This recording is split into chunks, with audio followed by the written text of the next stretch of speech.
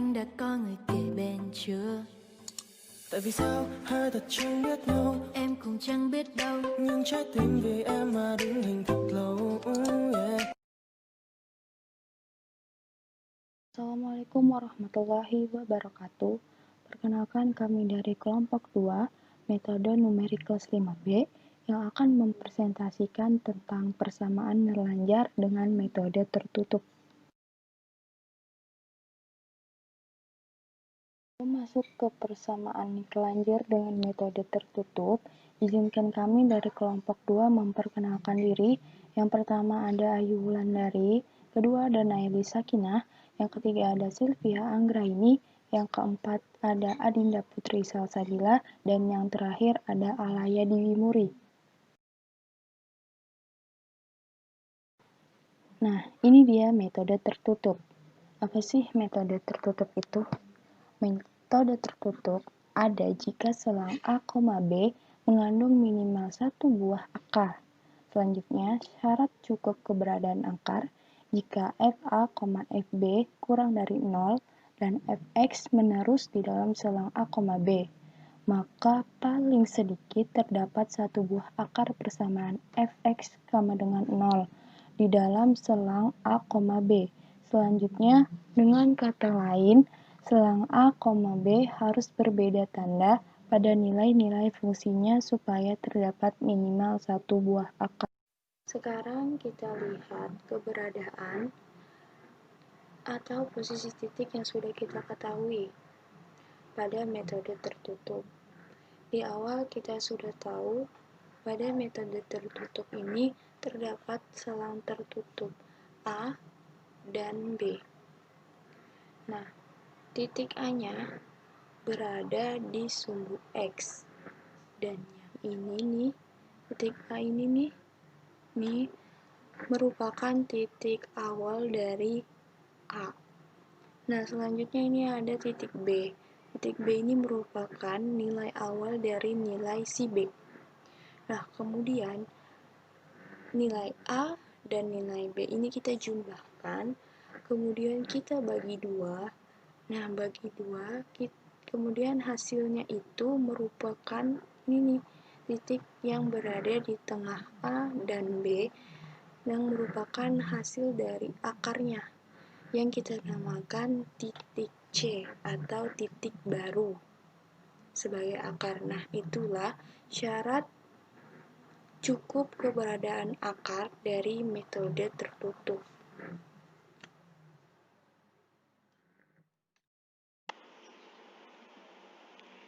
Selanjutnya, saya Dinda Putri Salsabila akan menjelaskan tentang kondisi yang mungkin terjadi jika yang pertama FA, FB kurang dari 0, maka terdapat akar sebanyak bilangan ganjil.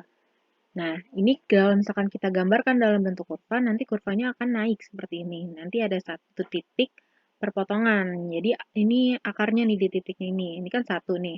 Berarti ganjil kan. Nah, yang kedua, kalau kita gambarkan ini kurvanya akan naik turun seperti ini. Nah, ini ada 3 titik potong atau terdapat 3 akar dan 3 itu bilangan ganjil. Lalu kondisi yang kedua, jika FA, FB lebih dari 0, maka terdapat akar sebanyak bilangan genap, termasuk tidak ada akar. Nah, ini kurvanya kalau misalnya kita gambarkan seperti ini, melengkung. Nah, ini nggak ada akar ya, karena ini di atas sumbu X, jadi nggak ada perpotongan titiknya. Nah, kalau digambarkan juga, ini kondisi yang kedua seperti ini, akarnya akan memotong di sumbu X. Ada 2 titik potong seperti ini menunjukkan ada 2 akar. Selanjutnya, bagaimana sih cara kita menentukan selang yang cukup kecil dan mengandung akar? Nah, cara yang pertama, kita harus membuat grafik fungsi di bidang XY, lalu melihat nih di mana titik potong dengan sumbu X-nya. Nah, yang kedua, kita dapat membuat tabel yang memuat nilai-nilai fungsi pada titik-titik absis yang berjarak tetap, atau kita sebutnya itu H. Nilai H-nya ini kita harus buat dia cukup kecil gitu. Nah, contohnya kita lihat. Nah, kita lihat pada tabel pada soal ini. Contohnya ini, tabel nilai-nilai fungsi fx sama dengan e pangkat x minus 5x kuadrat mulai dari a-nya ini nilainya min 0,5 sampai b yang nilainya 1,4 dengan kenaikan absis atau h tadi sebesar 0,1. Nah, nilai A-nya ini dan nilai B-nya ini kita masukkan ke dalam tabel X. Kita ganti nilainya X. Jadi intervalnya itu dari A sampai B, A-nya ini min 0,5 dan B-nya ini 1,4. Kita masukkan. Lalu setelah kita dapat nilai X-nya, kita tahu nilai X-nya kita masukkan ke dalam fungsi ini. Nah, setelah kita masukkan ke dalam fungsi, inilah nilai-nilai yang sudah kita hitung tadi. Ini nilai-nilai fungsinya.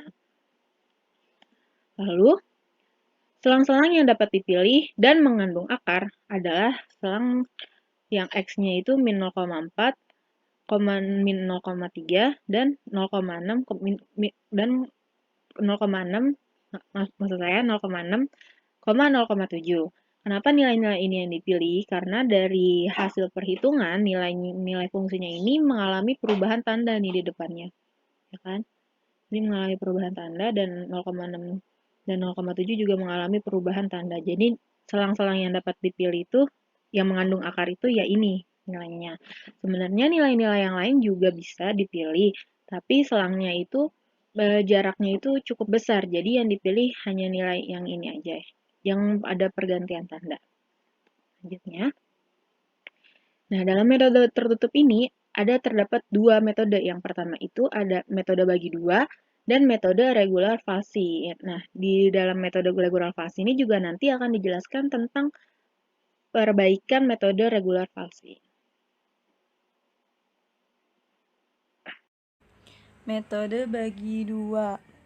Bisection method menggunakan selang A, B, yang kemudian selang ini dibagi dua untuk mendapatkan posisi C. Selang ini dibagi dua, yaitu selang AC dan selang CB. Nah, jika selang AC lebih kecil dari 0, maka akan menghasilkan selang baru di AC. Tapi jika tidak terpenuhi, maka ada selang baru CB. Proses pembagian selang A, B dengan metode bagi dua. Nah, pada metode bagi dua ini, lihat pada grafik. Ada selang A dan B. Selang A dan B ini kita bagi dua pada posisi C. Nah, nilai C ketika dikalikan FA dikali FC tidak lebih dari 0, sedangkan FB dikali FC maka nilainya lebih kecil dari 0 karena kurva ini bernilai negatif di C dan bernilai positif di B. Sehingga perkalian antara negatif dikali positif menghasilkan nilai lebih kecil dari 0, sehingga kita dapat ambil selang yang berisi perpotongan kurva di X, maka selang baru CB. Kondisi berhenti lelaran dapat dipilih salah satu dari 3 kriteria berikut. Pertama, lebar selang baru A, B lebih kecil dari epsilon. Yang dalam hal ini, epsilon adalah nilai toleransi lebar selang yang mengurung akar. 2. Nilai fungsi di hampiran akar FC lebih kecil dari mu, yang dalam hal ini mu adalah nilai yang sangat kecil mendekati 0. 3. Galat relatif hampiran akar C baru dikurangi C lama dibagi C baru lebih kecil dari delta, yang dalam hal ini delta adalah galat relatif hampiran yang diinginkan. Contoh 1. Temukan akar fx sama dengan e pangkat x dikurang 5x pangkat 2 di dalam selang 0, 1 dan epsilon 0,00001. Penyelesaiannya. Untuk mendapatkan lelaran itu R lebih besar dari ln mutlak B dikurang A dikurang ln epsilon per ln 2. Kesimpulannya R sama dengan 16 pada lelaran R ke 17. Lalu untuk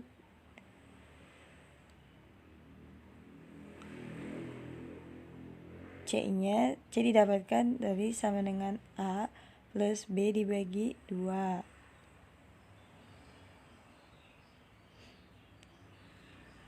FA sama dengan E pangkat A dikurang 5 pangkat A dikuadratkan,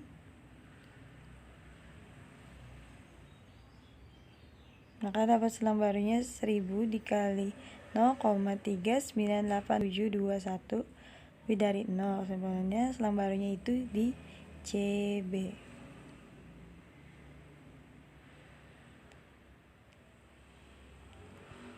Lebarnya, karena selang baru CB maka lebarnya 0,5000000. Nah, jadi hampiran akarnya adalah X sama dengan 0,605263. Nah, secara umum lelaran metode regular falsi lebih cepat daripada lelaran metode bagi dua. Tetapi ada kemungkinan lelaran metode regular falsi lebih lambat. Kasus seperti ini akan terjadi bila kurva fungsi cekungnya di dalam selang AB. Akibatnya garis pemotong selalu terletak di atas kurva atau di bawah kurva. Pada kondisi yang paling ekstrim, di mana B dikurang AR atau A lelaran tidak pernah lebih kecil dari epsilon, sebab salah satu titik ujung selang di dalam hal ini B selalu tetap untuk setiap lelaran di mana R 0, 1, 2, 3, dan seterusnya. Jika titik ujung selang yang tidak pernah berubah itu dinamakan titik mendek atau stagnant point.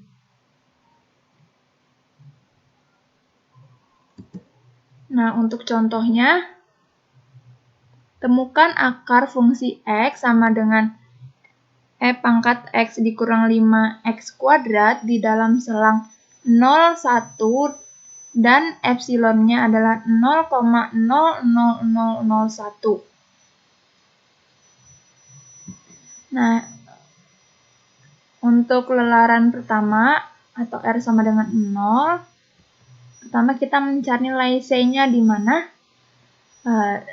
C-nya yaitu B dikurang fungsi B dikali B dikurang A dibagi fungsi B dikurang fungsi A. Maka hasilnya 0,304718. Kita masukkan nilai C-nya yang sudah didapat. Lalu kita masukkan fungsi A. Untuk fungsi A-nya itu di mana nilai A ini kita masukkan ke dalam X yang terdapat dalam fungsi X ini. Untuk fungsi C-nya juga kita lakukan yang sama seperti fungsi A. Untuk mencari selang baru, yaitu di mana fungsi A dikali fungsi C itu lebih dari sama dengan 0, maka nilainya CB.